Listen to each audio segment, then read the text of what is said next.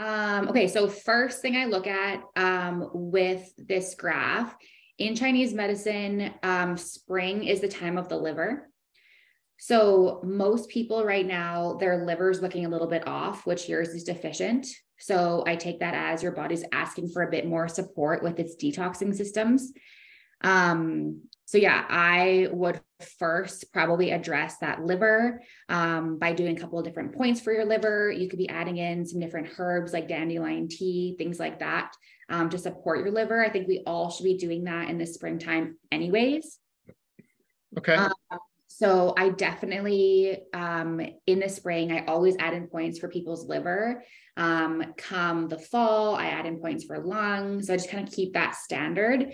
So that's what I'm definitely seeing right now is your body is trying to detox a lot. Also with your large intestine being quite high, that's another detoxing system. So for you, I'd be like, Kate, you're definitely in a period right now where your body is either in like a shedding period or a detoxification period, or you're methylating more, which is how your cells detox, but it's not coming out of you. So by having it just kind of all those toxins build up within you, they get kind of recycled. So if your large intestine's high like that, by having extra hormones sitting in your poop, having those toxins in there, they kind of sit in off gas, and you can get sluggish, brain fog, feeling super lethargic, heavy, achy, jittery, kind of all of these weird symptoms from having toxins being built up in you.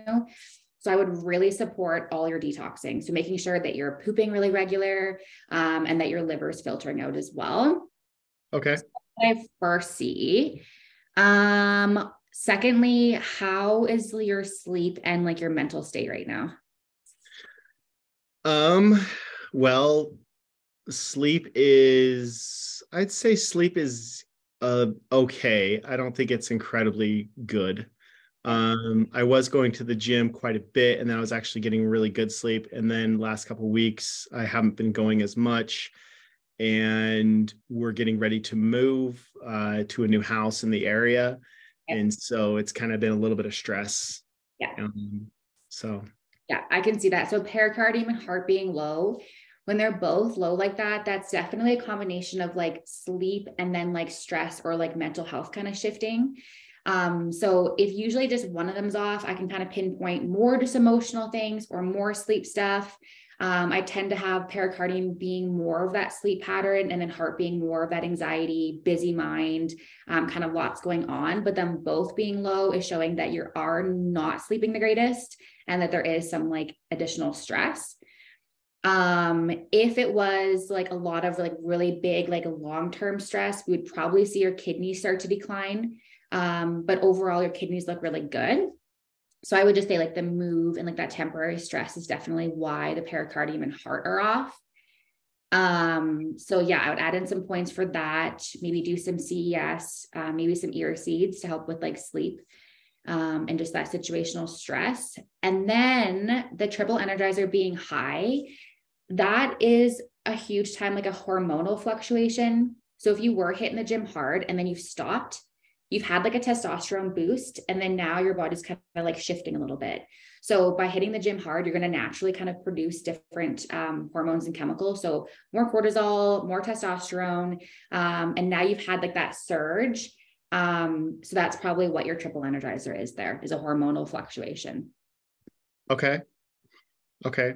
I noticed triple energizer for me goes up a lot when it usually like runs really high if I start eating bad and not working out. Totally. Yeah. 100%. And why would you say that? I guess when you say totally. Triple energizer, I think of it as like the fluid within your body. Okay. So it could be like hormones, it could be kind of like a sense of like inflammation or excess water. So if you're, eating crappier food, probably like maybe more fast food, your body's having a hard time like metabolizing like that salt and kind of like water intake as well. So that will start to rise.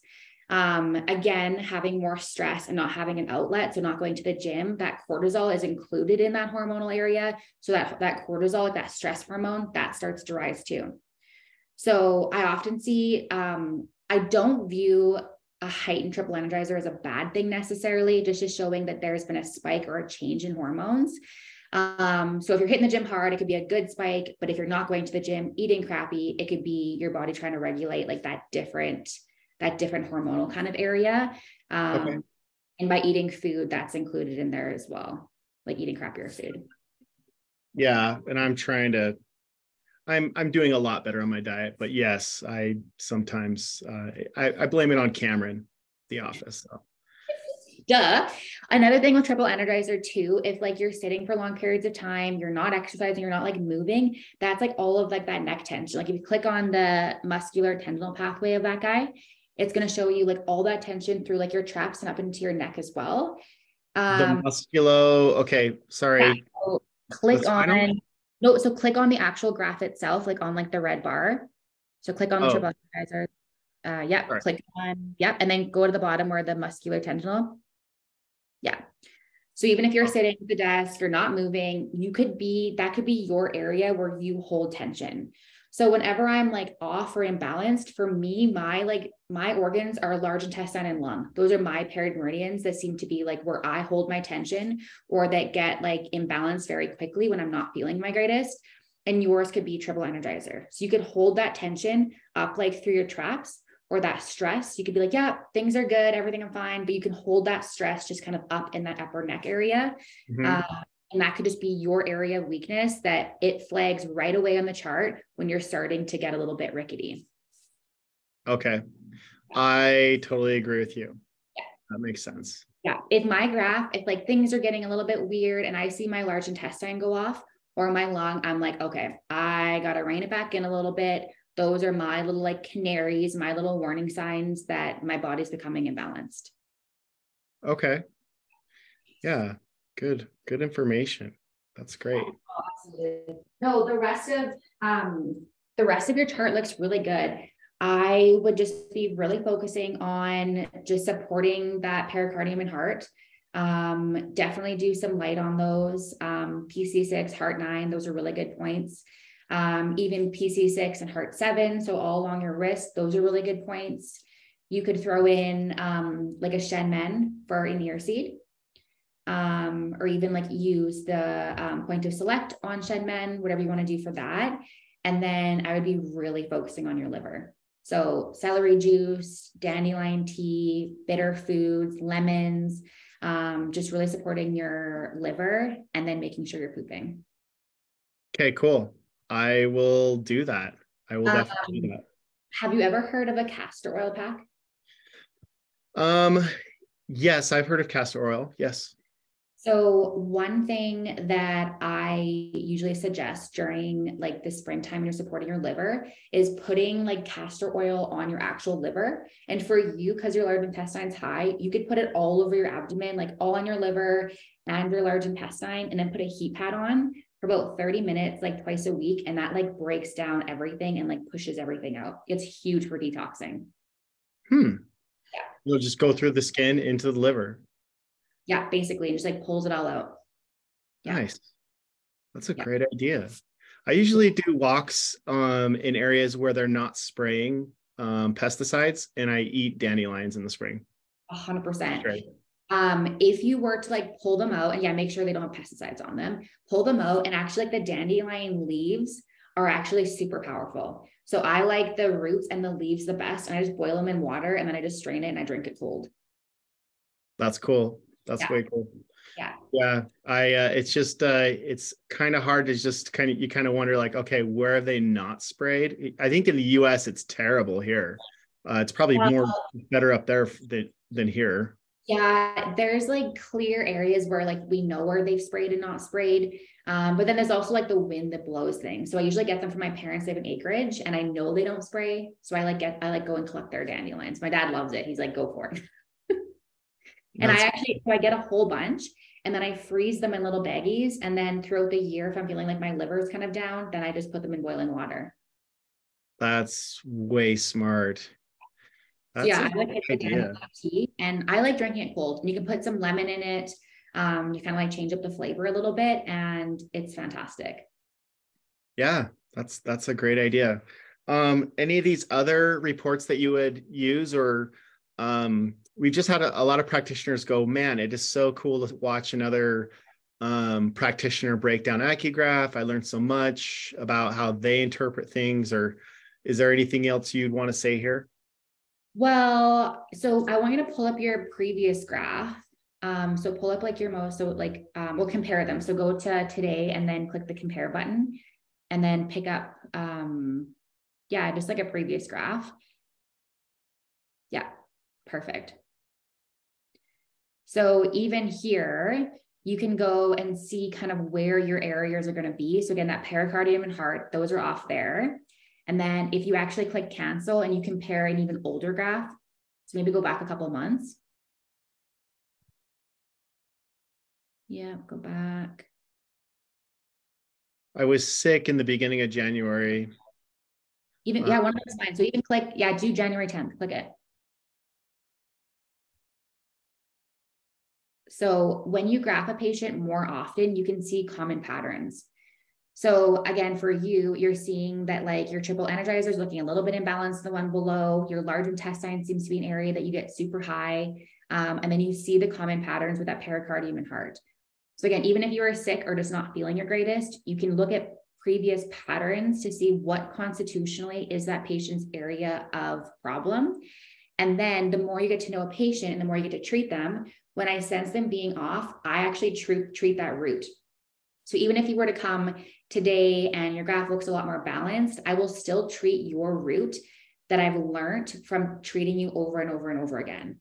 And that when you treat the root, all those symptoms go away. And so the more you get to know that patient, the more you get to know where their root is. Yeah, I can see the similarities and kind of how it stays more or less the same. I mean, yeah. So if I were to treat you today, and I would probably always throw in a large intestine point for you, always throw in a pericardium point for you, because that's areas for you that your body seems to be the most imbalanced more often. And you'd just be trying to tonify and sedate on those points, or? Yeah, I would probably do even if they weren't like these ones today. So I would definitely sedate your large intestine and tonify your pericardium and heart. But even like in the future, if they were green and just knowing your history, I would probably just throw in a generic point or just kind of keep it neutral, maybe a back shoe point. And I wouldn't necessarily sedate or tonify. I would just kind of put a point in there and let it do its thing. Just because I know that those are your areas that you need work on. Okay. So and you'd say, sorry. Go ahead. You'd say come back in a week or come back. What would you tell me? So I ran my practice a lot differently than other practitioners. I feel the more intuitive the patient can be with their body, that's when they respond the greatest. So I always say your body is not a business. I can't say come 3 times a week for however much time. I don't know how quickly you're going to respond, if that's too much time between treatments or not enough. So after the first treatment, I always touch base the next day, see how they've reacted, and then give a suggested time. So some people, they have a very full nervous system. And so doing maybe one treatment every 2 weeks is enough to support their body. And if I did too much, it might overrun their system. So I always just kind of do it more intuitive based and more kind of what the patient's asking for as well. Kids are very good. Kids, they know when they want to come back. Where adults, they kind of have like their schedule in their mind and they don't know as kind of clear, but kids, they always know when they need to come back.